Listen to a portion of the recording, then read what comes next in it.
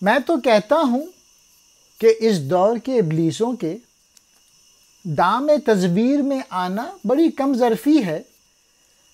وہی ابلیس ہے ارباب ہمم کو خوشتر، جس نے روز ازل افکار کی جرت کی ہے۔ علامہ اقبال کہہ رہے ہیں تو عہد حاضر کے آدمی نما شیطانوں کا شکار نہ بن، گھٹیا اور پس فطرت آدمیوں کے لیے ان شیطانوں کا ناز نخرہ بڑا مناسب ہے۔